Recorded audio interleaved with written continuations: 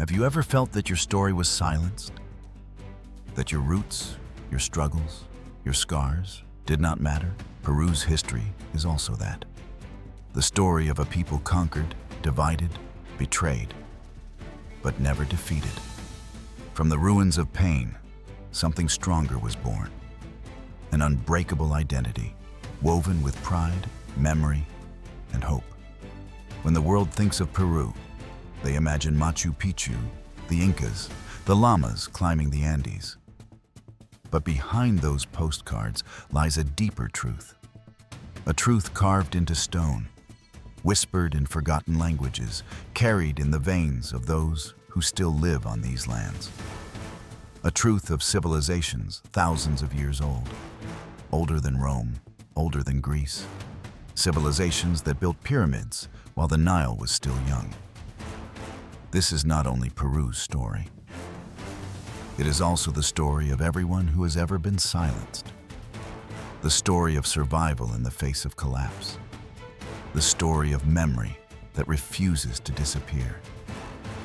Today, we will walk through a history full of ruins and rebirths, betrayals and resistances, shadows and suns.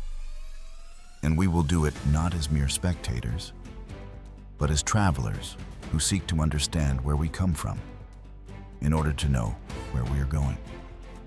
Because the history of Peru is not just about emperors and wars. It is about the weaving of 1,000 voices into one song. It is about people who built with stone, but also with faith. About men and women who planted in deserts, who survived invasions, who resisted erasure. If you've ever thought your own story was erased, Peru will speak to you. Because its history is proof that even when everything is taken away, identity can still rise again. Like a condor that, after falling, spreads its wings and takes flight once more.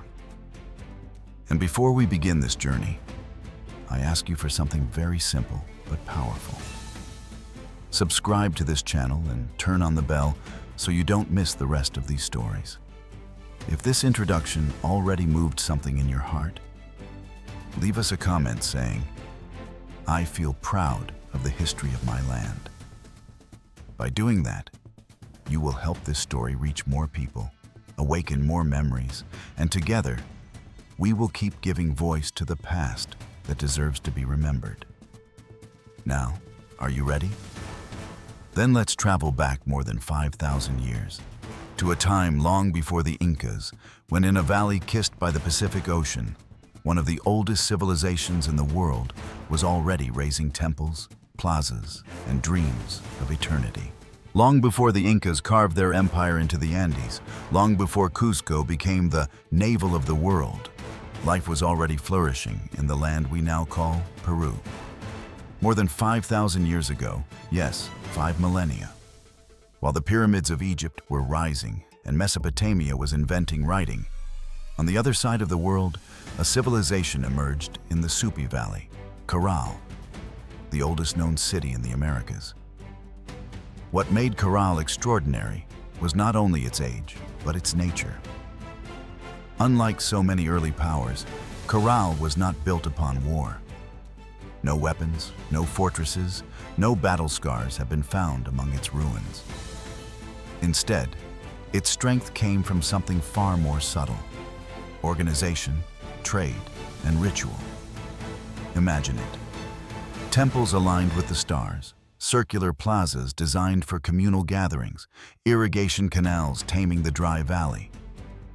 People played bone flutes under the night sky, celebrating cosmic cycles. They wove cotton and traded with distant highlands and jungle communities, creating a web of exchange that carried not only goods, but ideas. When Caral was rediscovered in the late 20th century, archaeologists were stunned.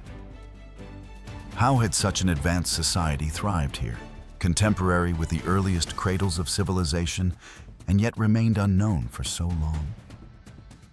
It was as if history itself had hidden Peru's first great chapter beneath layers of sand and silence. But Caral was not alone. Across centuries, other cultures began to bloom, each one adding a new color to the mosaic of ancient Peru. The Chavin, builders of the temple at Chavin de Huantar, carved sacred fanged deities in stone and created an artistic style that would ripple across the Andes for generations. The Kupasnik, master potters of the northern coast, left ceramics that still speak with enigmatic expressions of gods and humans intertwined. All these cultures, without knowing each other directly, shared a profound worldview. That the cosmos, the mountains, the rivers, the animals, and the stars were all bound together in one sacred harmony. This ancient Peru was not a single empire, but a constellation of peoples, valley by valley, mountain by mountain, each with its own genius, yet linked by spiritual visions that saw no divide between man and nature. Their traces endure, stones etched with symbols, textiles dyed with colors as vivid as the sunset, constructions that defy modern understanding. And so, even before the first Inca rose to power, Peru already carried within its soil an ancestral wisdom, one that would later be gathered, transformed, and magnified into an empire. But Caral and Chavin were only the beginning. Soon, new cultures would emerge from the deserts themselves. Cultures that drew lines across the earth so vast they can only be seen from the sky. Cultures that painted myth and blood into clay. Cultures that turned barren sand into living gardens. That is the story of the Paracas, the Nazca, and the Moche, the true lords of the desert. And it is there that our journey now turns. To understand Peru, one must understand its deserts. Those immense seas of sand where the sun burns mercilessly and water seems like a forgotten dream. For most, such landscapes mean death. But for the ancient peoples of Peru, deserts became canvases, laboratories, and sanctuaries. Among dunes and dry valleys rose some of the most astonishing cultures the world has ever known. The Paracas, the Nazca, and the Moche. The Paracas, flourishing on the southern coast more than 2,000 years ago, were masters of the thread. But to call their textiles clothing would be an insult. Their mantles were sacred works of art, woven with cotton and camelid fibers, dyed in more than 190 shades pulled from plants, minerals, and insects. Upon them danced figures of shamans with wings, jaguars, serpents, and gods emerging from dreamscapes. Each garment was a tapestry of myth, worn in life and wrapped around the dead in death. And they were not only artists.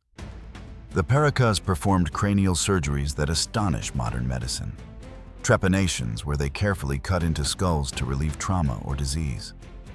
Some patients survived, as bone regrowth proves. Imagine that. While Europe was still centuries away from such practices, desert healers in Peru were already saving lives with obsidian blades. Then came the Nazca, whose name now echoes across the world because of their great enigma, the Nazca lines. On an arid plain, they traced colossal figures, monkeys, hummingbirds, spiders, geometric shapes that stretch for kilometers and can only be fully seen from the sky. Why? Were they offerings to gods in the heavens? Astronomical calendars? Ritual pathways walked in silence? No one knows for certain. Their mystery is their immortality. But the Nazca were not dreamers alone. They engineered survival itself, building underground aqueducts called puquillos, spirals of stone that channeled scarce water beneath the desert, feeding their fields. With ingenuity, they turned lifeless dust into gardens of maize and beans.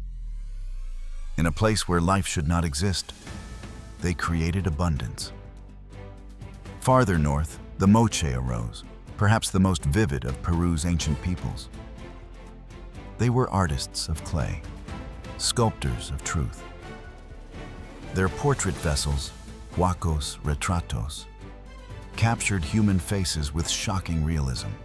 Wrinkles, scars, smiles, frowns, frozen in terracotta for eternity. These were not anonymous gods, but real people, immortalized in ceramic. The Moche also built vast adobe pyramids. The Huaca del Sol and Huaca de la Luna, rising from the desert like man-made mountains. Inside, priests painted murals of deities demanding blood. Human sacrifice was central to their worldview. Warriors captured, their throats slit to nourish the gods, their bodies offered on the very platforms that still stand today. It is disturbing. Yet in their logic, sacrifice was not cruelty, but cosmic duty, a way to maintain balance in a harsh world. Together, the Paracas, Nazca, and Moche shared something essential: the ability to bend impossibility into life. Where others saw barren sand, they saw potential. Where others feared death, they found art. And yet, as dazzling as they were, these desert cultures were only chapters in a greater story. For soon, high in the Andes, a new dream was taking shape. One of roads stretching like veins across mountains, of cities aligned with the stars, of an empire that would unite valleys and skies. But before that empire could rise, two civilizations would lay down its blueprint: the Wari and the Tiahuanaco. After the brilliance of the desert peoples, the Paracas, the Nazca, the Moche, the story of Peru turns its gaze upward, toward the spine of the Andes.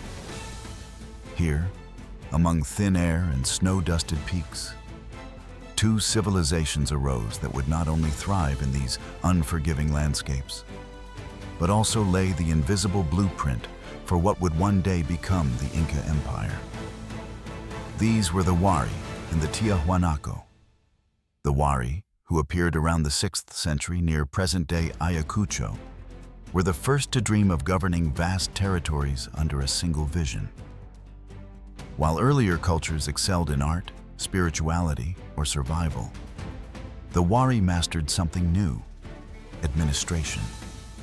They planned cities with straight streets, rectangular blocks, and zones for rituals, housing, and storage. These were not villages. They were organized capitals, the beating hearts of a regional state. They built roads that connected distant valleys, a kind of early Capac Ñan that the Incas would later expand into their legendary 30,000-kilometer highway system. They created reservoirs and terraces to tame the land, and massive storage facilities that ensured food security during droughts. Theirs was a vision of order, discipline, and planning, a society that thought not only of today, but of tomorrow. Meanwhile, on the windswept Altiplano near Lake Titicaca, another civilization rose, the Tiahuanaco. Their capital was no ordinary city, but a sacred metropolis of stone.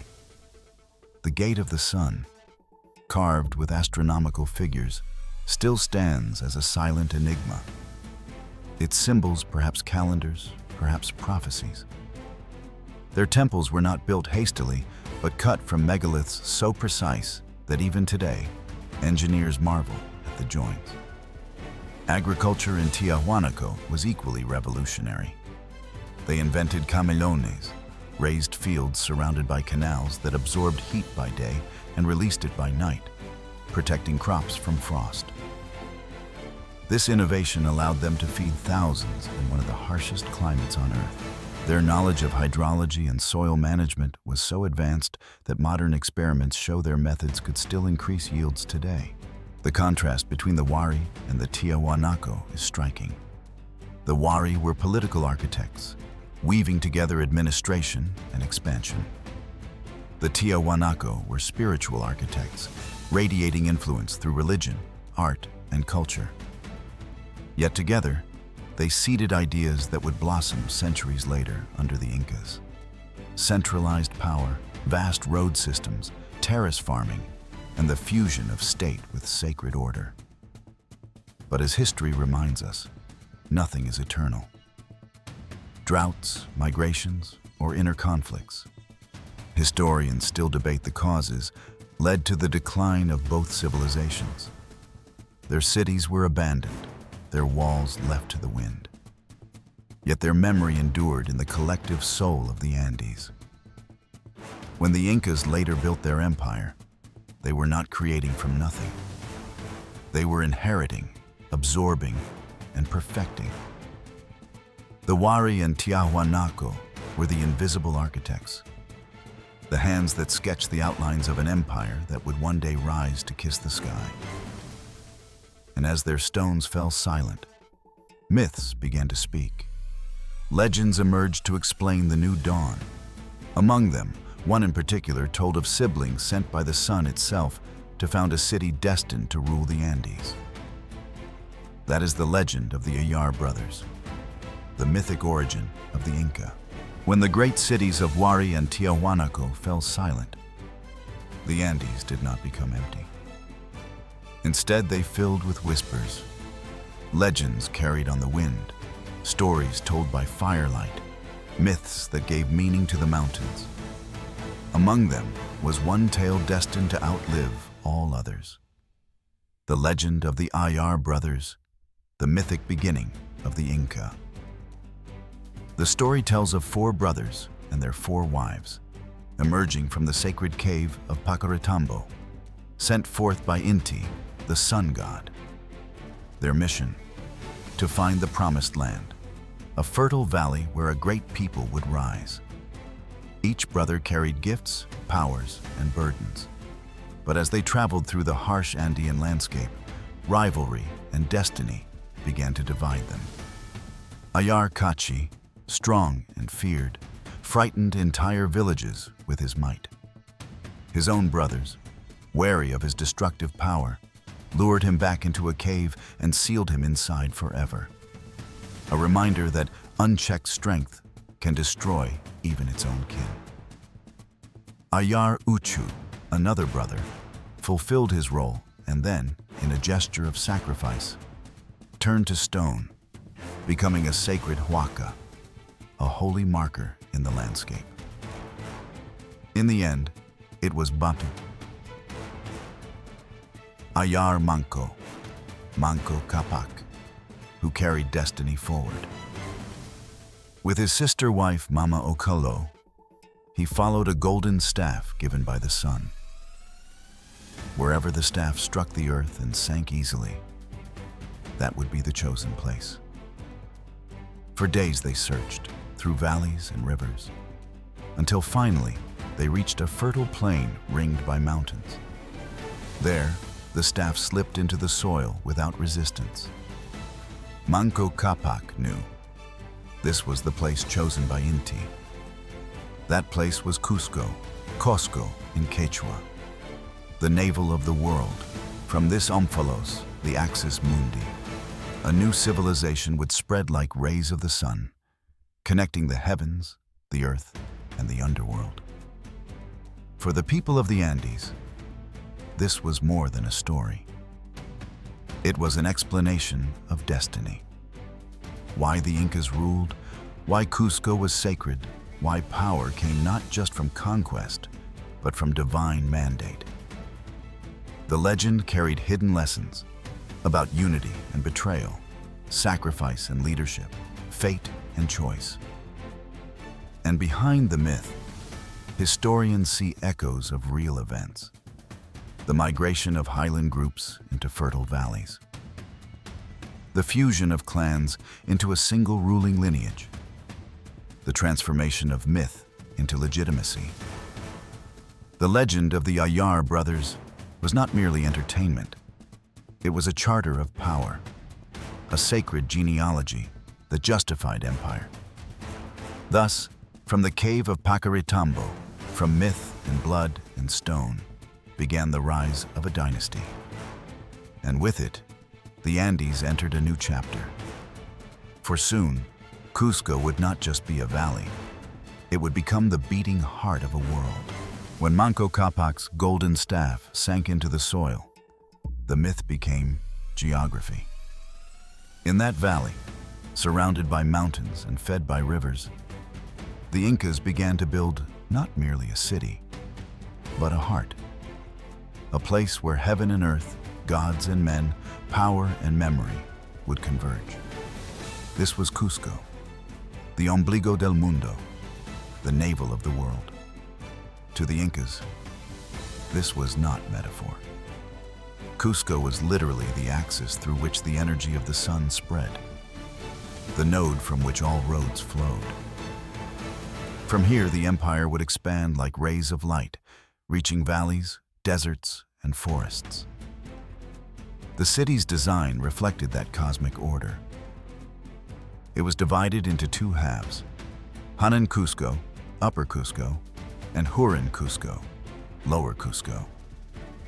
This duality mirrored the balance of the Andean cosmos: sky and earth, masculine and feminine, power and wisdom. Every noble lineage had its place. Every family knew its role.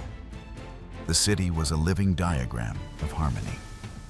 At its center stood the most sacred temple, the Coricancha, the Temple of the Sun. Its stone walls, polished so precisely that no blade could slip between them, were sheathed in sheets of gold that reflected Inti's light in dazzling brilliance. Inside, not only the sun was worshipped, but also Quilla the moon, Chasca the stars, Illapa the thunder, and Pachamama, the earth itself. Science, religion, and politics fused here. Cusco was not simply a capital, it was a cosmic altar. From Cusco also radiated the Capac Ñan, the great road system that would eventually stretch over 30,000 kilometers. Along these paths ran the Chasquis, messengers who, in relay, could deliver news or fresh fish from the coast to the highlands in astonishing speed. Across swinging rope bridges, along icy ridges, down into steaming jungles, this network was the nervous system of the empire, all pulsing back to Cusco. But Cusco was more than stone and road. It was the beating heart of a society organized around the isla. Extended family communities where land, work, and harvest were shared. No one was left hungry. Each person had a role. In contrast to individualistic societies, the Inca model placed the collective above the self. Cusco was both symbol and practice of that philosophy. A city built not only for rulers, but for a people woven together like threads of a single textile. From this sacred valley, the Incas began to extend their influence outward, first into neighboring valleys, then farther across the Andes. Sometimes through alliances, sometimes through force, but always under the idea that Cusco was the center, and everything else a spoke in its wheel.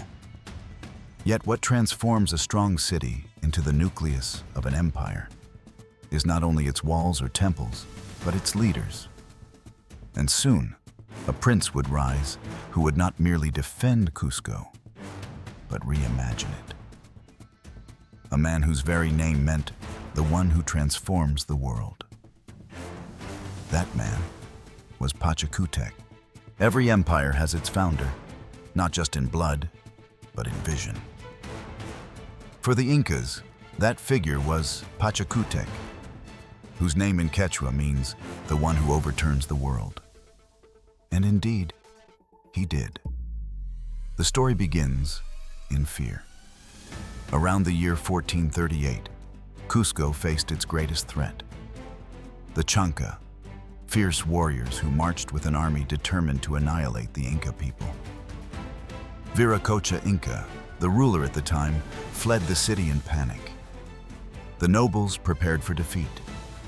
But a young prince, still untested, not even destined to rule, stood his ground. His name was Cusi Yupanqui, later called Pachacutec. Legend says the stones themselves rose to fight alongside him, transforming into soldiers to repel the invaders. Whether myth or metaphor, the truth is this. Against all odds, Pachacutec defeated the Chanca. And in that moment, everything changed. He was crowned the new Sapa Inca, the true ruler of a people who had nearly perished. But Pachacutec was more than a warrior. He was an architect, not just of buildings, but of destiny. Under his hand, Cusco was redesigned as a sacred puma, the feline protector of the Andes. Temples, palaces, plazas were aligned with celestial order, as if he were sketching the heavens onto earth.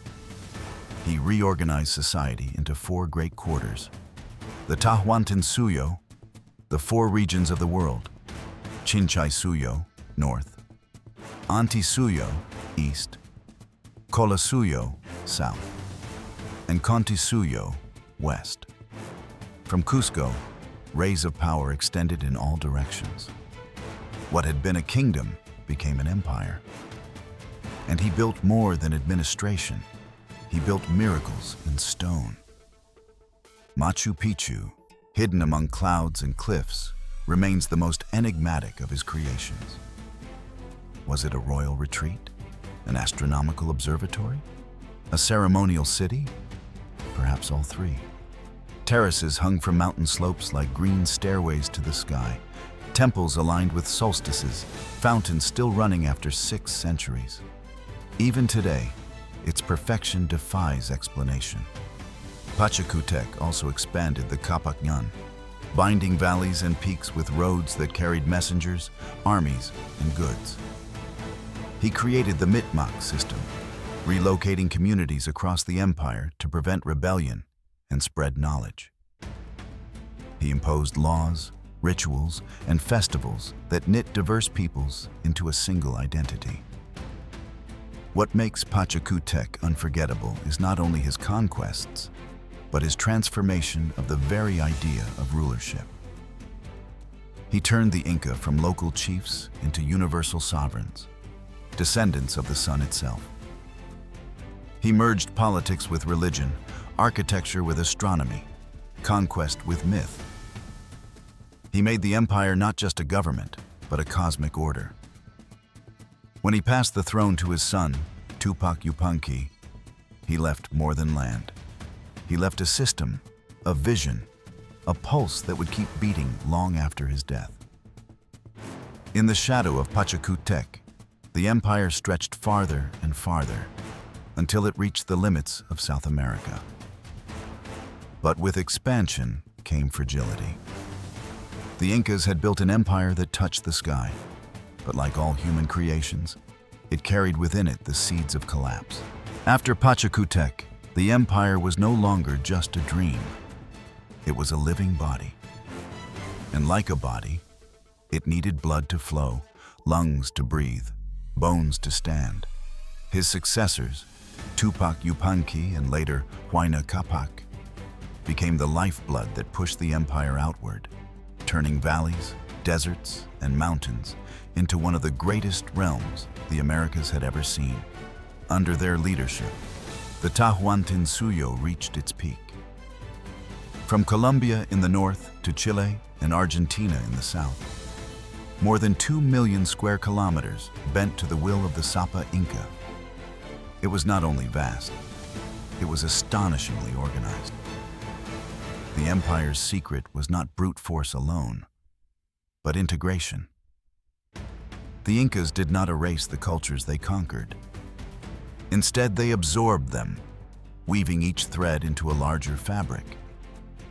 Local gods were respected, as long as Inti, the sun, remained supreme.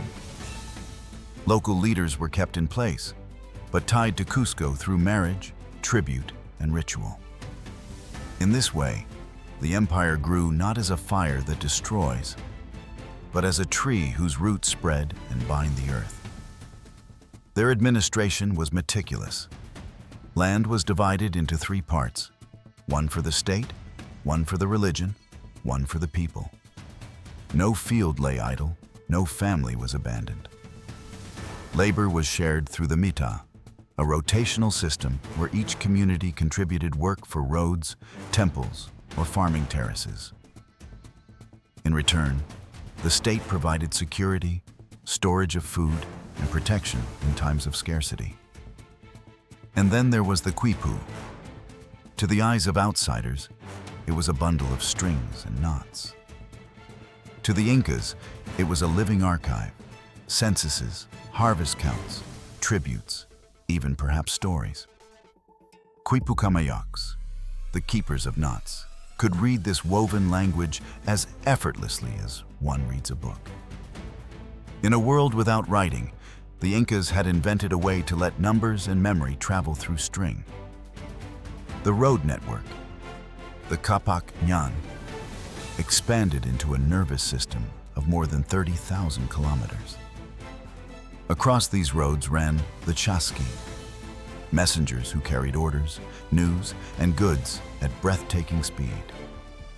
Through mountains and jungles, across bridges woven from grass ropes, the empire pulsed with a communication system so efficient that fresh fish from the coast could arrive in Cusco within days. Agriculture too became a masterpiece. Terraces climbed the mountains like green staircases, each one calibrated to altitude and climate.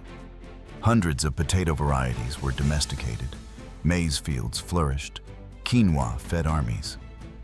Storage silos ensured that famine could be resisted, even in harsh years.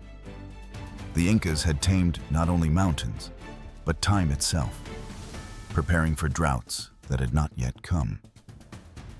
This was the golden moment of the Inca world. Temples blazed with gold, plazas thrummed with festivals, armies marched under the banner of the sun. The Tahuantinsuyo was no longer a cluster of tribes. It was a civilization stretching from sea to snow, united by stone roads and a vision of cosmic order. And yet, hidden within this brilliance, shadows were gathering. For empires are like mountains. The higher they rise, the more fragile they become. And in the time of Huayna Capac, a silent enemy crept across the Andes, an enemy not of warriors, but of disease.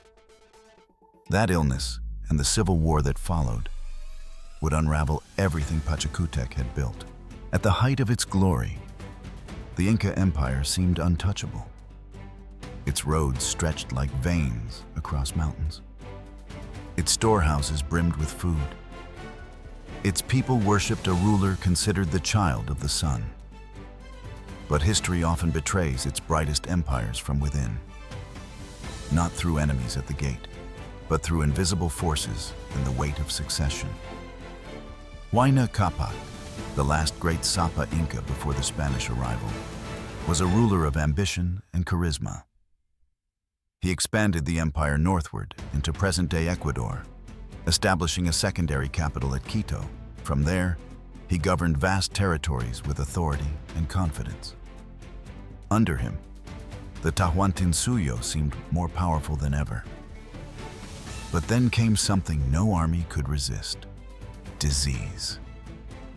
Brought unknowingly through early contacts with Europeans, perhaps via traders who had encountered those infected, the invisible plague of smallpox swept through the Andes.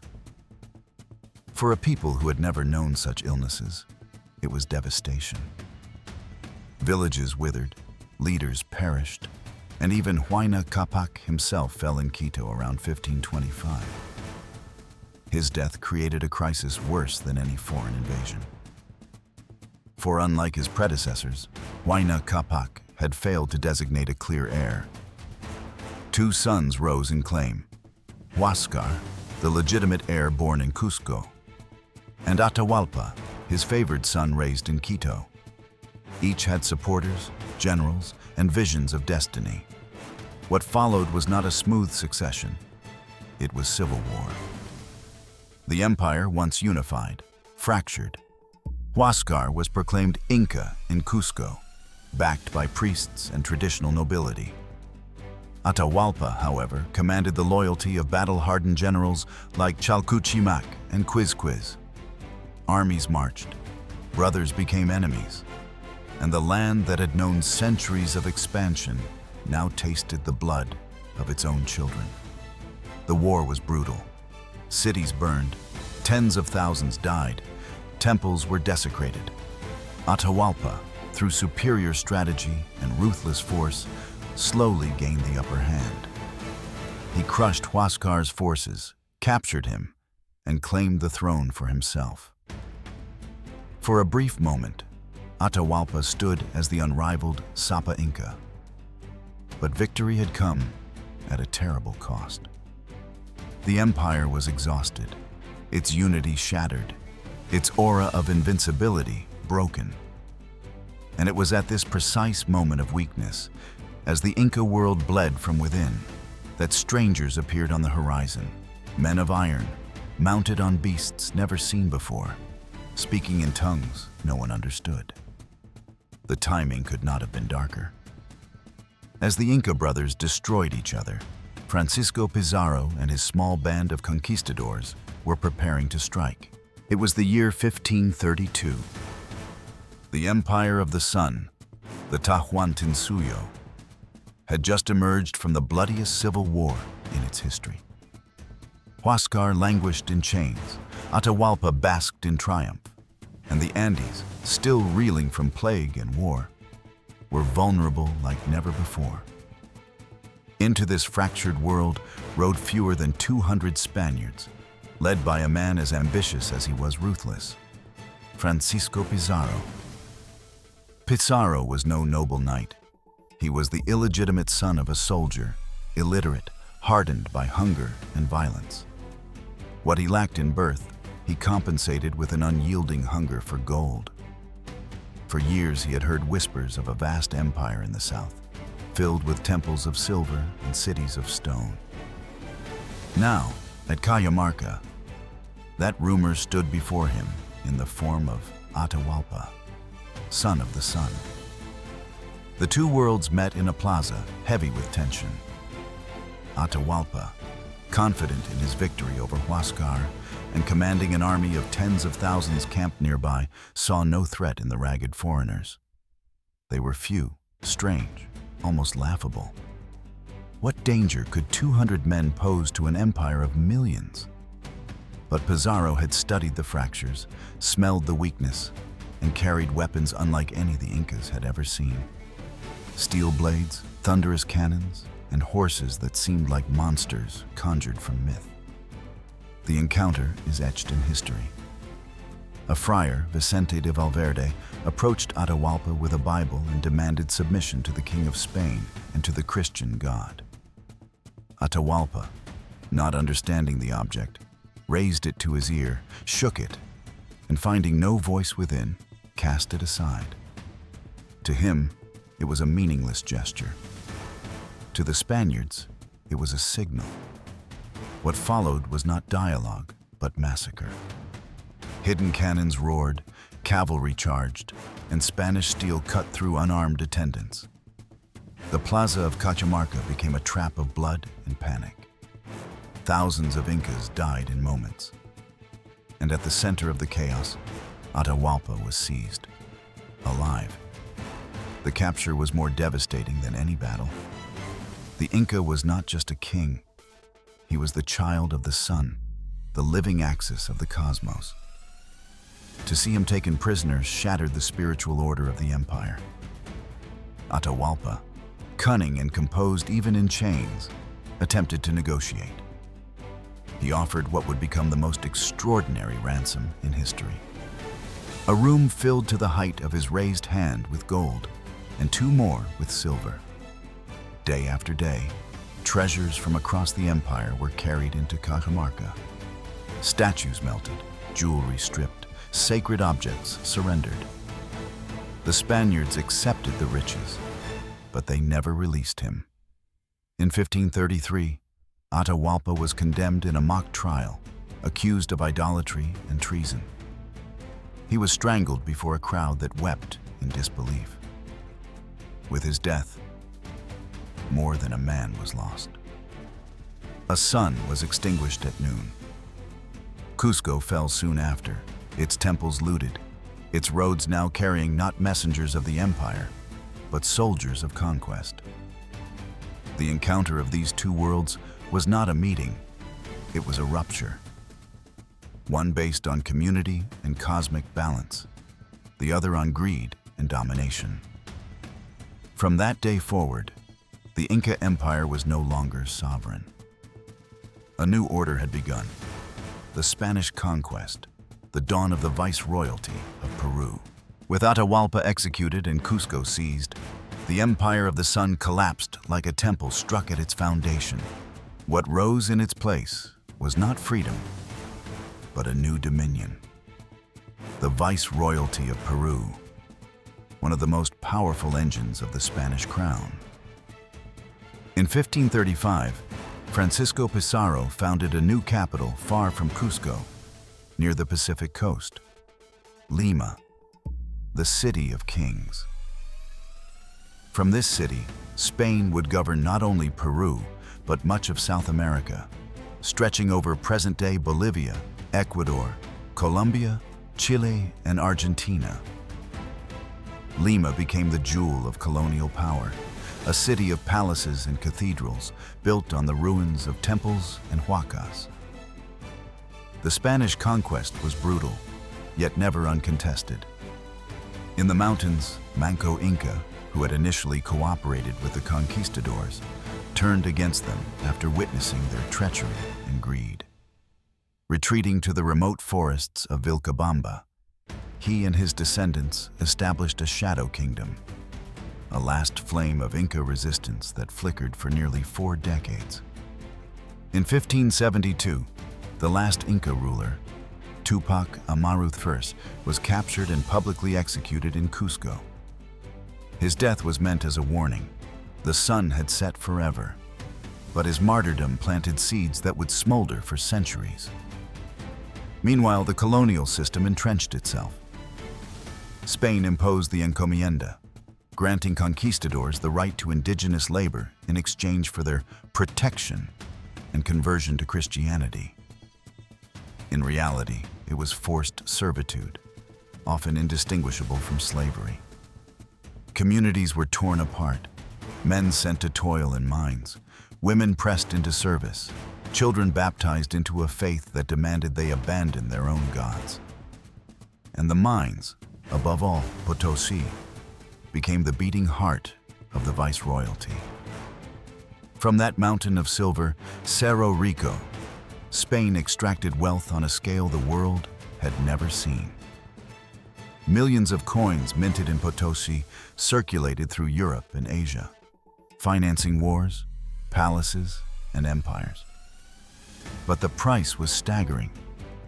Tens of thousands of Andean laborers perished in its tunnels, victims of mercury poisoning, exhaustion, and despair. "It is a mountain that eats men alive," chroniclers wrote. Yet colonial Peru was not only suffering, it was also fusion. Cathedrals rose atop Inca foundations, but within them, Andean motifs lingered. Sunbursts hidden among Christian saints, jaguars etched beneath crucifixes. A new mestizo identity was being born, one neither fully Spanish nor fully indigenous, but something in between, forged in pain yet rich with creativity. Festivals blended Catholic processions with Andean music and dance. The Quechua language survived, whispered in villages and sung in hymns. The people adapted, resisted, and reimagined themselves within the cage of empire. By the late 16th century, the viceroyalty of Peru had become the crown's most prized possession, a source of endless silver, a bastion of Catholic power, and a laboratory of cultural hybridization. But beneath its wealth and splendor simmered a dangerous memory. The memory of Tahuantinsuyo, the dream of freedom, the unforgotten blood of Atahualpa and Tupac Amaru. That memory would one day ignite rebellions that shook the very foundations of Spanish rule. The Spanish crown thought the death of Atahualpa had ended the Inca spirit. But history does not vanish so easily. In the Andes, memory runs deeper than rivers, and resistance smolders like embers beneath ash. For decades after conquest, that ember flared again and again. The first flame was Tupac Amaru I, last sovereign of the Vilcabamba stronghold. From the dense forests, he and his kin waged guerrilla war, a stubborn shadow empire defying Spanish rule. For 40 years, Vilcabamba stood as a refuge of Inca legitimacy, where banners of the sun still waved. But in 1572, the Viceroy Francisco de Toledo sent troops to crush it. Tupac Amaru I was captured, paraded through Cusco, and publicly executed. His decapitation was staged as theater of fear, a spectacle meant to silence any dream of Inca resurgence. But instead of extinguishing memory, it turned him into a martyr. His name became forbidden, whispered in secret, carved into songs and prayers. 2 centuries later, that name returned, more powerful than ever. In 1780, a man born José Gabriel Condorcanqui, a mestizo descendant of Inca blood, took up the mantle of his ancestor. He called himself Tupac Amaru II.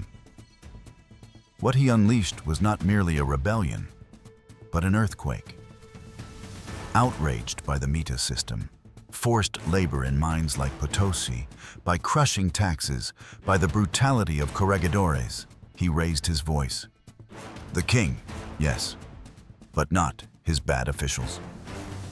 His cry echoed through valleys, and thousands of indigenous peasants, mestizos, and even poor criollos rallied to him.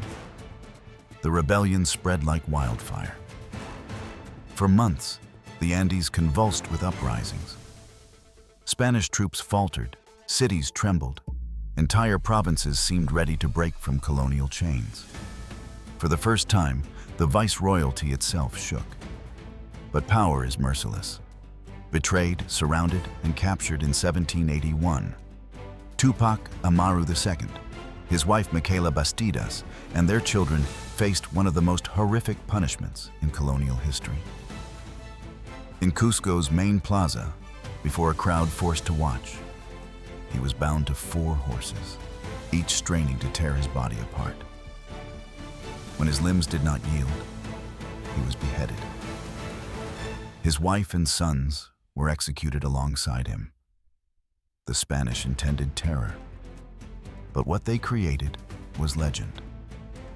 Tupac Amaru II's death became a prophecy. I will return, and I will be millions. From then on, his name became a banner for all who dreamed of liberation, not only in Peru, but across Latin America. His rebellion had been crushed, but the idea he carried, the right of the Andes to stand free, could not be strangled. The seeds of independence had been planted, and soon they would grow. After the brutal execution of Tupac Amaru II in 1781, the Viceroyalty of Peru tried to return to order. But the world was changing, and ideas travel faster than armies. The embers of rebellion had not died. They were only waiting for the wind. By the late 18th century, whispers of revolution came from beyond the Andes. In 1776, the 13 colonies of North America declared independence from Britain. In 1789, the French Revolution erupted, proclaiming liberty, equality, fraternity. The entire Atlantic world was in turmoil, and news of these events, carried by merchants, sailors, and clandestine pamphlets, seeped into the streets of Lima, Cusco, Arequipa, and Huamanga. For the first time, criollos, the American-born children of Spaniards, began to ask dangerous questions. Why should we obey a king who rules from across the ocean? Why should the wealth of our land feed palaces in Madrid while our people toil in hunger? Then, in 1808, a catastrophe struck Spain itself. Napoleon invaded, dethroning the Spanish king and placing his brother Joseph Bonaparte on the throne. The authority of the crown fractured. Across Latin America, juntas and uprisings erupted, claiming they fought in the name of the king. But in truth, they fought for self-rule. Peru, however, was different. As the jewel of Spain's empire, rich in silver and tightly garrisoned, it remained one of the last strongholds of royalist power.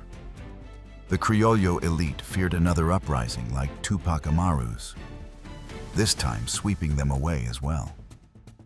So for years, the movement for independence remained cautious, simmering beneath the surface.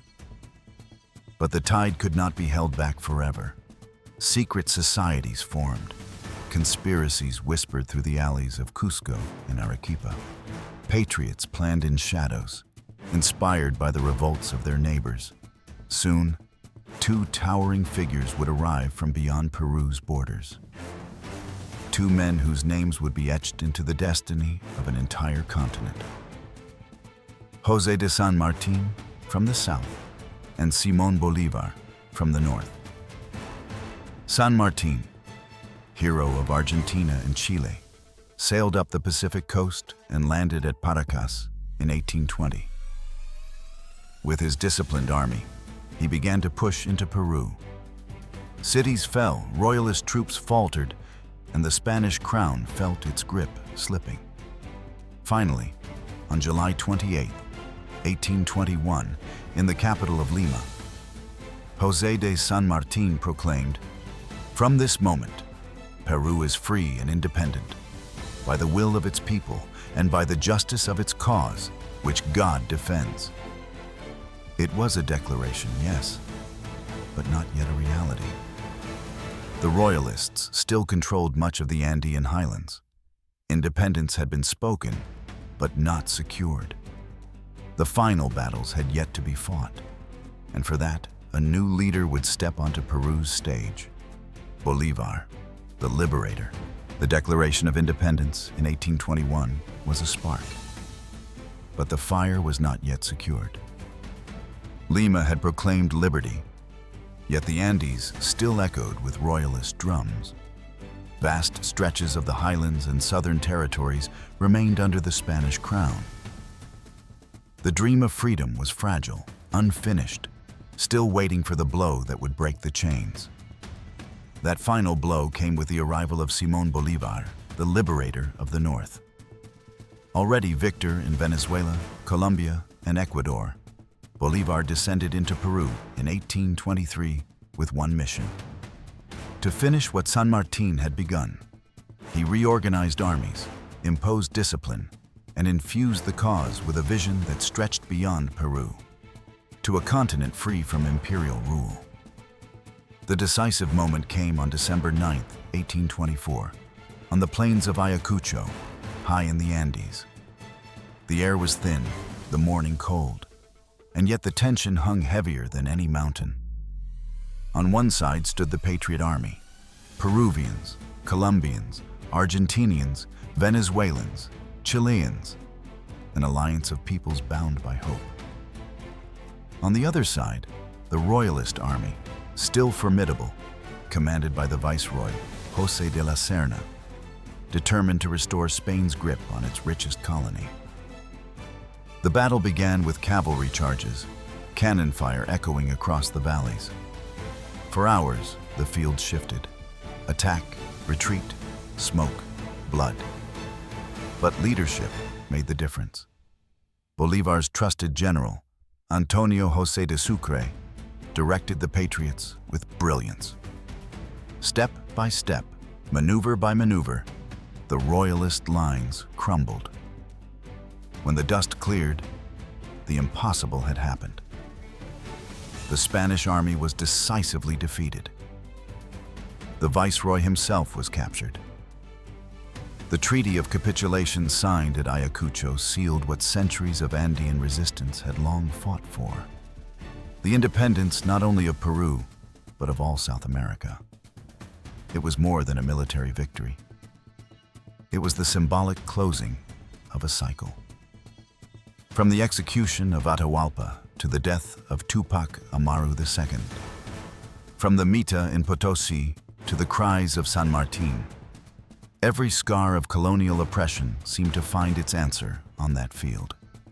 The empire that had once stretched across oceans collapsed in a single morning. Spain's power in South America was broken.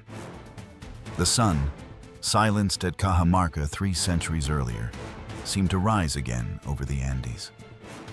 And yet, liberation did not mean peace.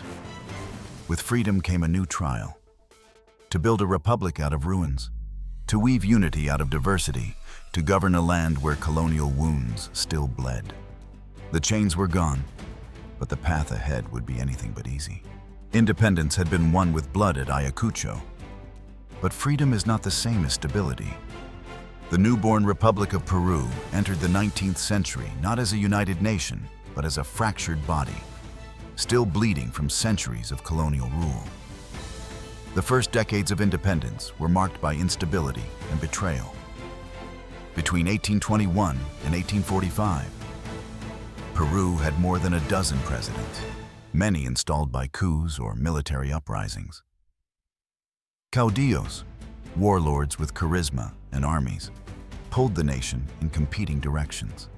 Each promised salvation, but often sought power more than nationhood. Yet amidst the chaos, figures like Ramón Castilla emerged, bringing rare moments of stability. Castilla abolished slavery in 1854, modernized parts of the state, and rode the wave of an unexpected blessing: guano. On the islands off Peru's coast lay mountains of bird droppings, fertilizer rich in nitrates. In Europe, where soil was exhausted, guano became white gold. Ships carried it across the Atlantic, and for decades, Peru's treasury swelled. Palaces were built, debts paid, armies equipped. Lima glittered.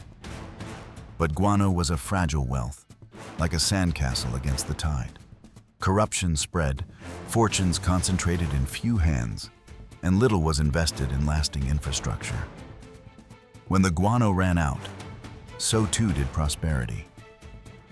The Republic was left with weak institutions and deep inequalities. Then came the storm of the War of the Pacific, 1879 to 1884. Peru, allied with Bolivia, faced Chile in a conflict over nitrate-rich territories. The war was catastrophic. Chile's modern navy and disciplined army crushed their opponents. Tarapacá was lost. Lima itself was occupied, and Peru's pride was shattered. Yet even in defeat, heroes rose. Francisco Bolognesi, at the defense of Arica, vowed to fight hasta quemar el último cartucho, until the last cartridge was spent. True to his word, he died with his men in battle. Andrés Avelino Cáceres, called El Brujo de los Andes, waged guerrilla resistance from the mountains long after Lima had fallen, refusing to bow. When peace finally came, Peru was devastated. Territory lost, economy ruined, politics fragmented. But war had also revealed something deeper: a stubborn resilience, a will to endure.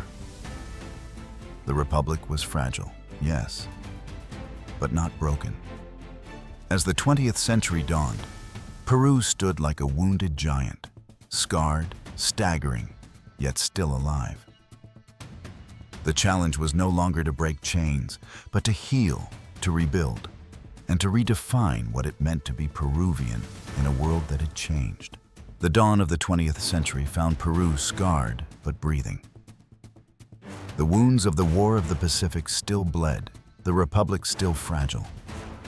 Poverty, inequality, and political turbulence weighed heavily on the nation. Yet like the Andes themselves, harsh, unyielding, but enduring, Peru stepped into a new century with both shadows and hope. The early decades were turbulent. Military coups and civil unrest turned government into a revolving door. Caudillos of the 19th century gave way to generals in uniforms who promised order, but often delivered only repression. Democracy flickered, then dimmed again. Beneath the struggle for power, the majority of Peruvians, peasants, indigenous communities, workers, remained marginalized, excluded from the nation's promises of progress. And yet, modernization crept in. Railways spread like arteries, connecting coast to highland. Cities swelled, industry grew, foreign capital poured in. A new working class emerged, alongside intellectuals who began to reimagine the idea of Peru.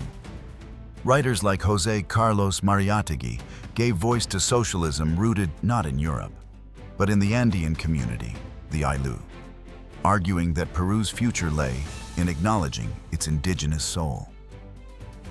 But the 20th century was not only about ideas, it was also about fear. In the 1980s and 1990s, Peru entered one of the darkest chapters of its modern history. The rise of Sendero Luminoso, Shining Path, a Maoist guerrilla movement, plunged the country into a nightmare. From remote villages to city streets, bombs exploded, assassinations struck, fear spread like smoke.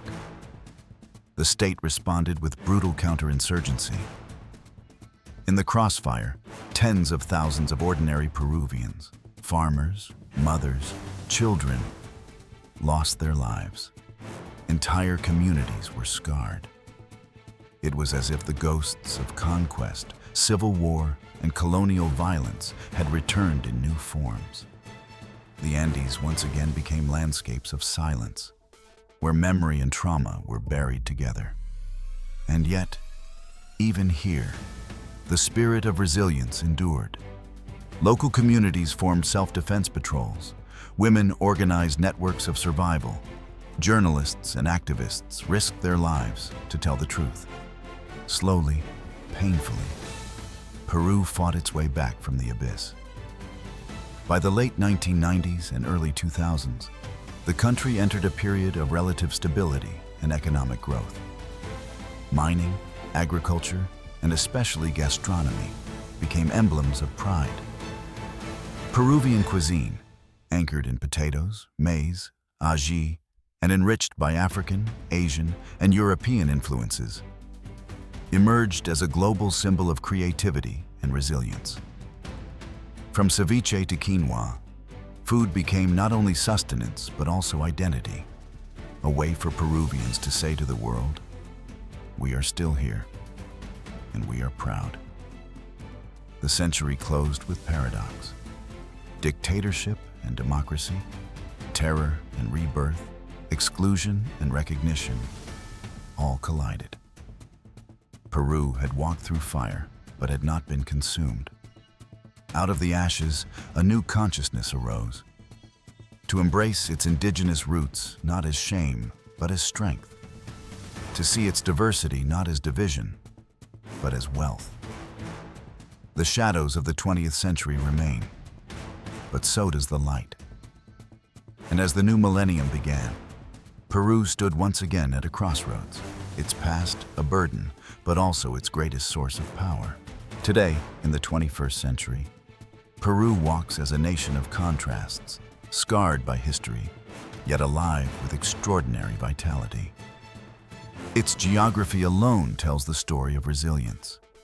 The Pacific coast, where ancient fishermen once traded shells, the towering Andes, where terraces still cling to mountainsides, and the vast Amazon, where the breath of the world's lungs hums with life. Few nations carry within their borders such extremes, and few have endured so many transformations. Peru's identity is not singular. It is a tapestry woven from many threads. More than 50 indigenous languages are still spoken, from Quechua to Aymara, from Ashaninka to Shipibo. Each tongue is a universe of memory, a way of naming the mountains, rivers, and stars. The survival of these voices, despite centuries of conquest and marginalization, is a quiet act of resistance. Its culture is both ancient and modern. The golden walls of Coricancha may be gone, but their spirit shines in the festivals of the Andes, where dancers whirl in costumes that blend Catholic saints with Andean deities. The resistance of Tupac Amaru echoes in political slogans, in murals on city walls, in songs that fuse panpipes with electric guitars. The mestizo identity, once born of violence, has become a source of strength, proof that Peru can endure contradiction and still create beauty. Economically, Peru has faced both triumph and trial. In recent decades, growth driven by mining, agriculture, and tourism has lifted millions from poverty, even as inequality persists. Tourists marvel at Machu Picchu, but Peruvians know that their true wonder lies not in stones, but in people. The vendors in Andean markets, the farmers in remote valleys, the chefs who have transformed humble ingredients into world-class cuisine. Peruvian food, ceviche, ají de gallina, lomo saltado, has become a global ambassador, telling the world a story of mixture, adaptation, and pride. And yet, Peru's greatest challenge is not in its mountains or markets, but in its politics. Corruption scandals, social unrest, and fragile governments remind Peruvians daily that independence is never finished. It is something to be defended, rebuilt, and reimagined again and again. The ghosts of conquest, colonialism, and exclusion still walk the land. But so too does the memory of endurance. To understand Peru today is to see not only its scars, but its will. This is a nation that has fallen countless times. At Cajamarca, at Arica, in the dark nights of terror. And yet always, somehow, it rises. Like the condor, sacred bird of the Andes, Peru soars only after it has climbed to the edge of the abyss. The history of Peru is not only written in chronicles and ruins, it is alive in its people. In farmers who still sow potatoes as their ancestors did 5,000 years ago. In children who recite poetry in Quechua.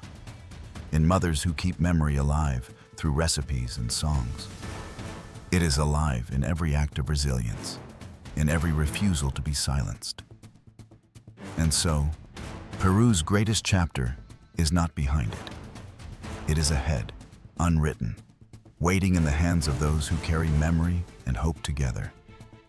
Because Peru is not just a land of ruins and empires.